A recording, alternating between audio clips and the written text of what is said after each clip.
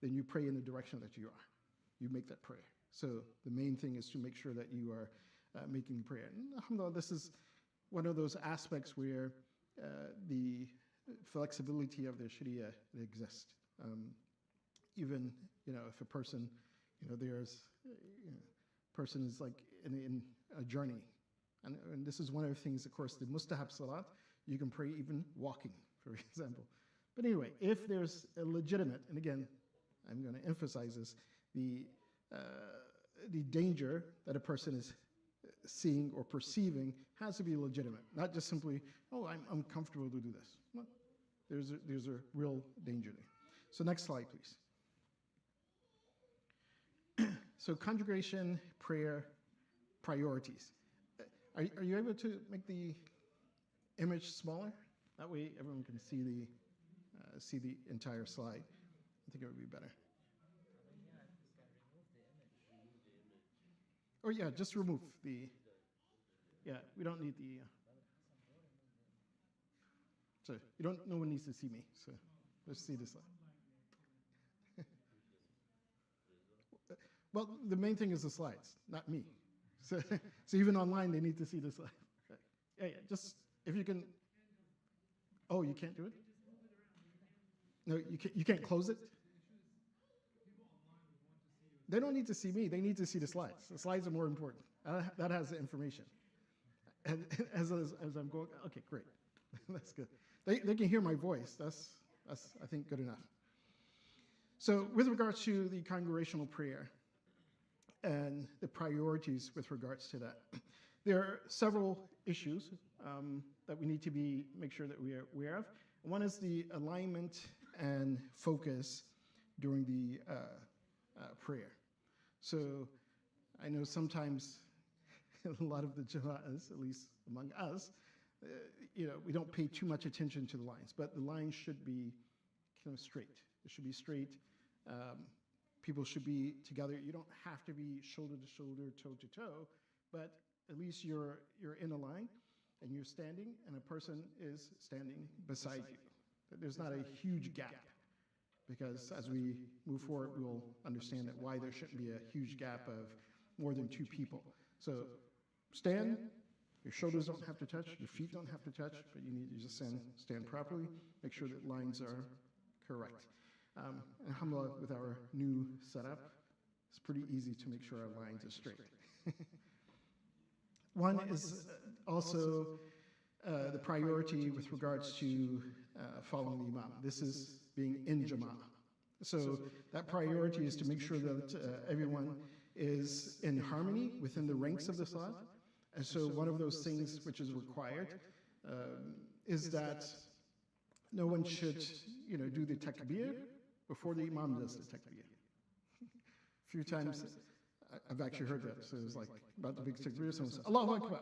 It's like, well, at that point you've kind of started your salat, and you started before the imam. So therefore you're not in jama'ah. At that point you're praying furada.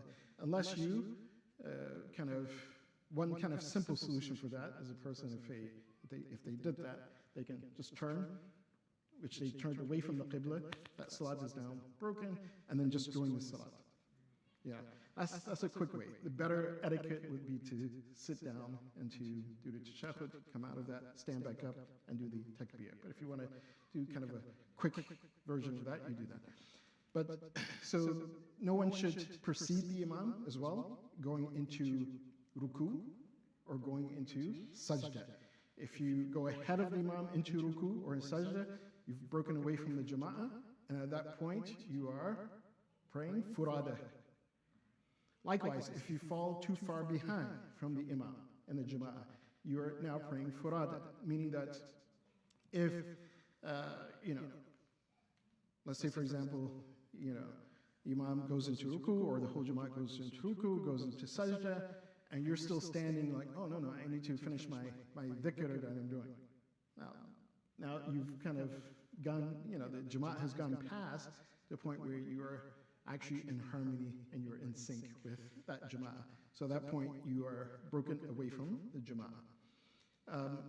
And likewise, and this is another thing that someone asks as well, so if the imam makes the takbir to start the salat, then actually the person who's immediately behind the imam, they should be like the first to make the takbir as well. So the imam says, Allahu Akbar, this person says, Allahu Akbar. And then everyone else should be joining. So if the imam makes the takbir, and before the rows begin to make the takbir, someone in the back says, Allahu Akbar, before the folks in front of them, and they are also disconnected from that jama'ah. There's only one kind of exception. One exception to this is when you have extremely large jama'ah. So, for example, I know some of our brothers from Iran, this and that. If you're like, for example, in the Salat al-Jum'ah of Tehran, because this is so huge, and this is also why when you hear it, or sometimes in the Haram, many of the Harams, Haram of Muhibullah, the jama'ah is so big. What they tell people, they say, everybody together, Allahu Akbar, everybody together. Why? Because you can't really wait. Because if you're waiting for the people in front of you, it becomes really difficult to actually maintain or stay up with the jama'ah. Because you'll be waiting. It says, okay, that row. They say no, everybody together, all at once, takbir. Yes, ask a question at the end, unless it's like extremely important. Otherwise we won't get through these things. So everyone, so especially this jama'ah, it's not that big. It's not that huge. So you should wait, but that also means the people who are in the rows don't delay making the takbir. Okay, make the takbir, but don't make it ahead of the person who's in front of you. That maintains unity within the jama'ah, the following of the imam, likewise recitation, that when the imam is reciting the surahs, and that goes for whether the recitation is allowed or if this recitation is silent, the ma'mun, the people who follow the imam, do not recite. They should not recite. And reciting intentionally, you actually separate yourself from there is a precaution. Yes, sometimes in order to stay focused, you can recite the short, like a dhikr, but you have to recite softly. You can do that, or if the recitation is loud, listen to the recitation. Some and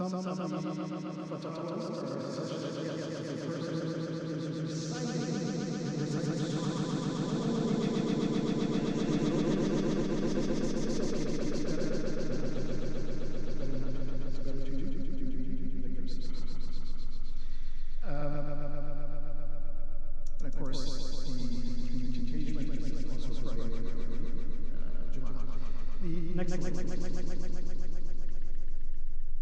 So this is critical.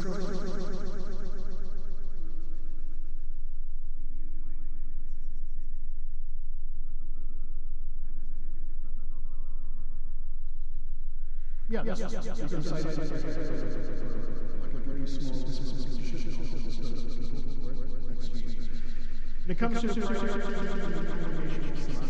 I just pulled this cut on the base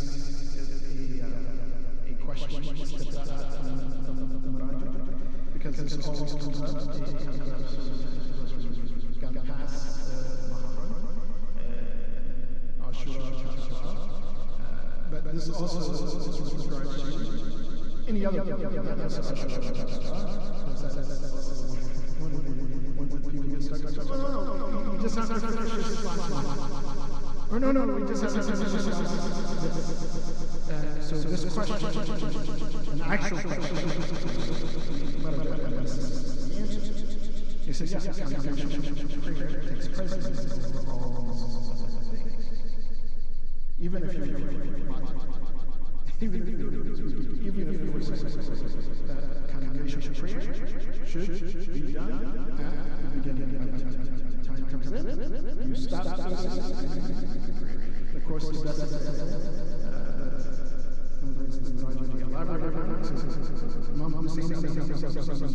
whether they do in the middle of the battle, their arrows, their spears, all of these things are coming up.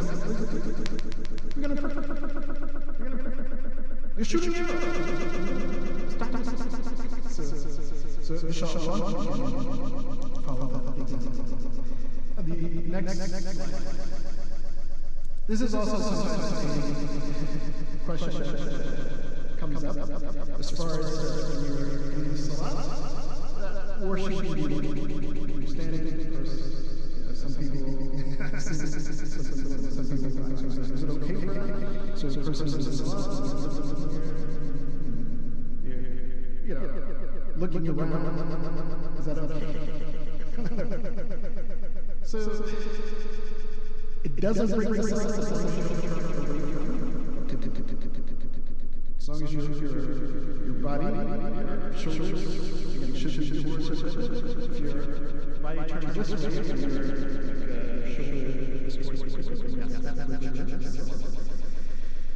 Looking around, doing this, one shouldn't do that. And this is why it's recommended when you're praying, you're looking towards the release of posture. This is posture. That is recommended. Likewise, when you're it's mustahab to look between, not to be looking other places. And when you're sitting, doing the tashahhud, to look towards one's lap. So that is also mustahab. Next slide.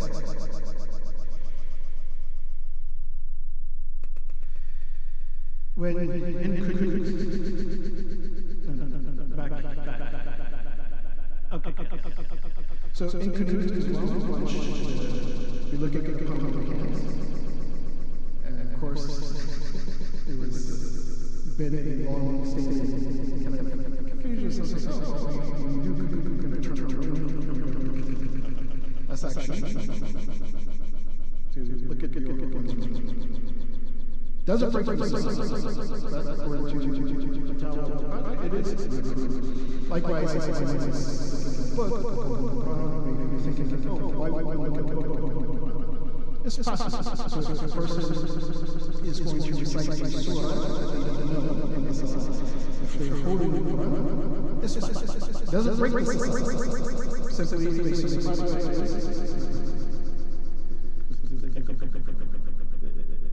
I think it's coming. So, and it is my decision. If one doesn't, it is forbidden to look at non-mahram, a person who is there. So looking at their body. This doesn't break the salat. Doesn't make the salat invalid, but it is haram. Next. So with regards to recitation, of course, this ruling is specific for that, of course, you know that there are certain salats, for example, the Fajr salat, the Maghrib and Isha salat, we have recitation is done aloud. It's not done softly or silently. So women also, they are required to recite, or actually have a choice to recite aloud or to recite silently, softly. All right? In those particular salats. However, if there is a non-mahram whose presence is around and they actually hear the voice, then they should recite softly. And that's based on the return to caution. Next slide. Make sure you just hit it. Here's a pop. Read the question and let's see who can answer. So the person's phone rings. What happens? That happens sometimes. While we're connecting to Allah, someone's connecting to you. So at that point, what do you take your phone out and you cut it off? Don't. And if you did take it out of your pocket, sometimes around, get up, and you turn it off. Is that you see? No, here, So this is the question. Look at the phone and take it out. Because if you just take it out, and push it, you answer your phone. Hello, hello, hello.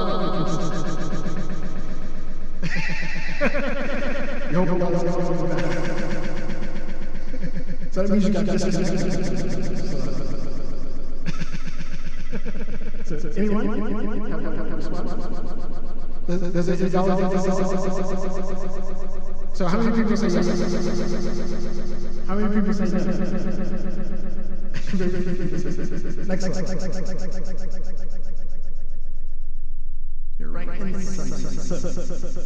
It doesn't bring as long as by doing it, you don't kind of destroy the form. In other words, if you did it, and if someone comes in, it doesn't break. But if it's like the person, this may be one where they probably would. If it's on the ground,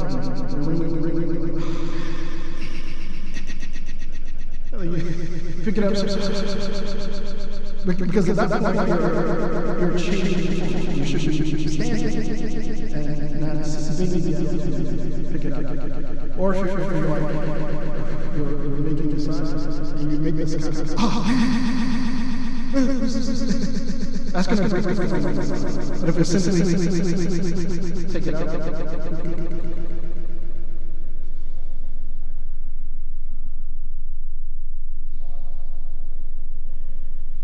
This is actually with those very caveats, the person he takes the phone out, looks at the phone in order to make sure that you're pushing disconnect. All right?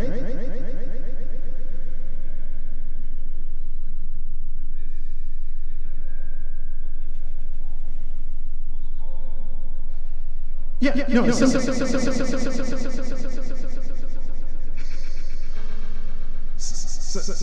actually, as long as, again, breaking the form part of that is what is understood. In other words, if the person comes and they see that, are you focusing on this? I'm contemplating, should I answer this? Should I answer this? But it's, because you're right point. You can't answer it. So, if you take it out, you simply close it, and you disconnect it. It does not break. Yeah, so go back. So the person actually looked at the phone. They took it out and looked at the phone. Because you have two choices. The green light, which is going to answer, or the red, which is going to disconnect. So they're looking to make sure I have red, the green, and then you put it back. That's fine. Okay, next slide.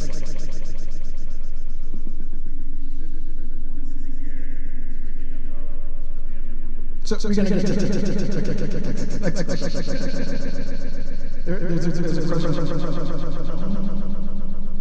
Oh, actually. But that was actually one of the top business too. Sorry, I missed. But it was actually on this. So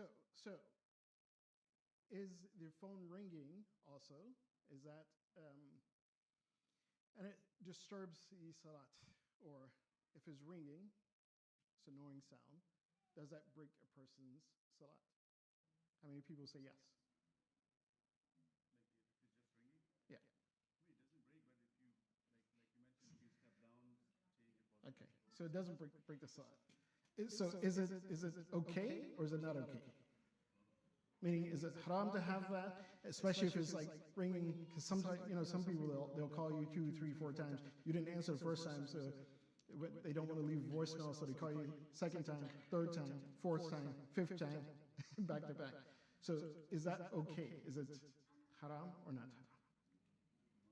that while you're in salat and it's disturbing. Huh? Someone said something? Actually, it is. if you're disturbing others in the salat. Yeah. And that's that was one of the pop quizzes I wanted to bring up. I forgot to put that one into the slide. So yes.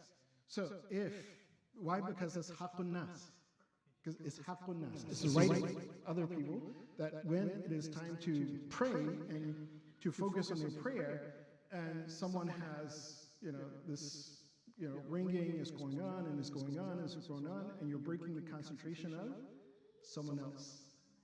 So, yeah, it may not invalidate their salat because they're going through the salat, it's going through the motions, but because it is a disturbance to others, the fatwa is like, yes, it is not allowed, it is not permitted.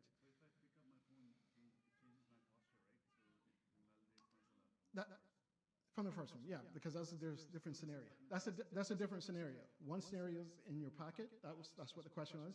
You take it out of your pocket, you cut it off, you put it back in. That's fine.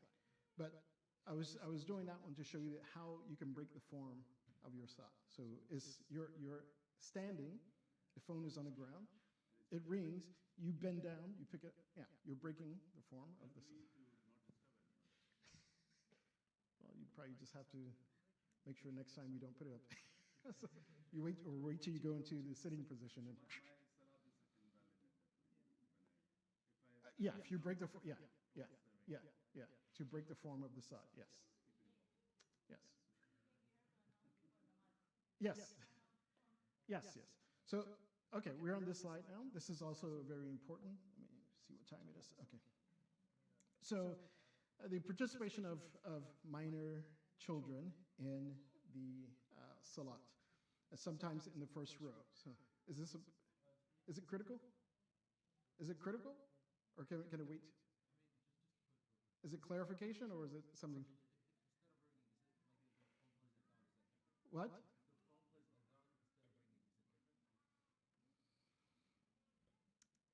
Yeah, let's go to. Let me get through this. Yeah, that's also kind of a different thing as well, because again, it's saying Allahu Akbar. You were trying to focus on Allah. This is more or less the ringing. So, and hopefully no one's disturbed by the adhan. So, if someone is, then there's something else wrong. So, with minor kids in the Salatul Jama'ah, and this is an important one. Again, when you talk about minor kids, there are two types. One is a discerning child, and another one is non-discerning. And what we mean by that in fiqh, one who is discerning, mumayyiz, is someone who. Okay. Okay, great. Okay, so someone who's a child who's discerning. This is a child who they understand the difference between right and wrong. And so if they're in the salat, and let's say, for example, they're maybe in the first row, then the people behind them, they're able to connect to the jama'ah. They're able to connect to the jama'ah. Although you don't want to have more than one back to back. Likewise, kids who may not be discerning, and these may be kids who, again, they don't know right from wrong. They probably don't know the form of the salat. A child who's discerning, let's say, for example, he's around 8 years old. Again, he's not baligh, but he knows that, hey, I have to pray, and I stand in the prayer, I do ruku, I do sajda, I do all of these things. So with him, you are able to connect also to the salat, but you don't want to have a gap or a separation between your connection to the jama'ah that is a distance more than 1 meter. And so to give you an idea, if a person is in sajda, so that's okay if it's one person, but if there are two people, more or less like these rows, if there's 2 rows, you're in this 3rd row. So if this person is not baligh, that person is not baligh, then you're not connected in this direction. You may be able to connect through other direction, but if there's so many around you, you may be cut off from the jama'ah. All right? So that distance should not be more than 1 meter. And I will also add this, because this is going to come up. We'll talk about this. Hopefully we'll get time to it. Even if, let's say, for example, there's a person who may be baligh, who's in front of you, or who's to the side of you. But for some reason, their salat is batil, is invalid. They've done something, and their salat is invalid. You can also be disconnected from the jama'ah as well. All right, so we have to be careful of that. Is it? So there's a request for the sisters on the sister side to lower the volume, please. Salli ala Muhammad wa ala Muhammad. Yeah. Yeah.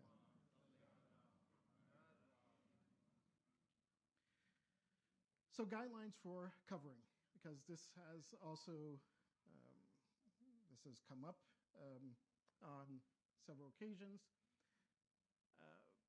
So for women, their entire body has to be covered, with the exception of their face. Their hands is okay, up to the wrist. Their palms, of course, and their feet. Although some of the marajih, they say that no, and you have to check what your marajih says. Some say that, okay, if your feet are uncovered, as long as your leg is covered up to the ankle, then you're fine. Some of the marajih, they say no, based on precaution, obligatory precaution, you should also cover the feet. So you should have socks on. So that's with regards to that. And of course, this, however, is necessary. This part on here means it's necessary to cover feet before non-mahram. If there's non-mahram who's around, then for sure, even for the marajih who say it's okay to have your feet uncovered, but meaning that up to the ankle you should have covered, then definitely you say if there's a non-mahram around, then you have to make sure that you're covering also the feet. The second part is with regards to, again,